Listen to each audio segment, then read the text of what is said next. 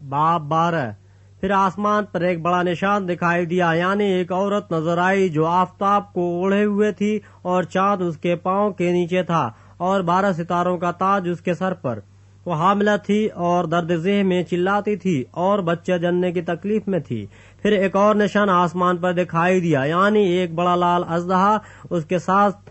سر اور 10 سینگ تھے اور اس کے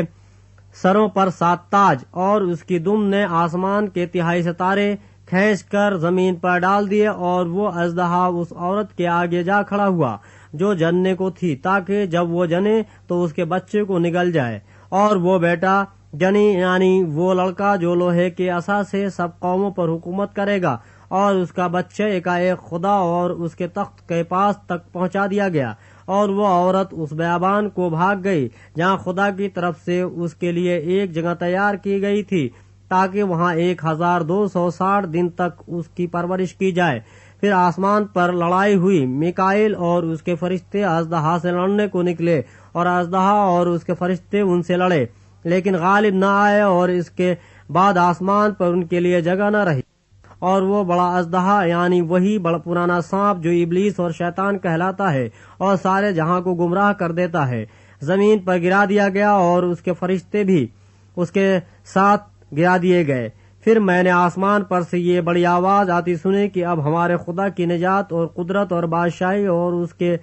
مسیح کا اختیار ظاہر ہوا، کیونکہ ہمارے بھائیوں پر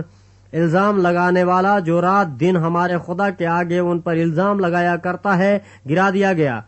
اور وہ برہ کے خون اور اپنی گواہی کے کلام کے باعث اس پر غالب آئے، اور انہوں نے اپنی جان کو عزیز نہ سمجھا،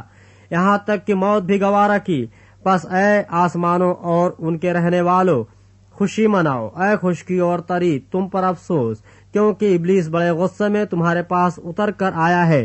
اس لیے کہ جانتا ہے کہ میرا تھوڑا ہی سا وقت باقی ہے۔ اور جب اژدہا نے دیکھا کہ میں زمین پر گرا دیا گیا ہوں، تو اس عورت کو ستایا جو بیٹا جنی تھی، اور اس عورت کو بڑے عقاب کے 2 پر دیے گئے، تاکہ سانپ کے سامنے سے اڑ کر بیابان میں اپنی اس جگہ پہنچ جائے جہاں ایک زمانہ اور زمانوں اور آدھے زمانہ تک اس کی پرورش کی جائے گی۔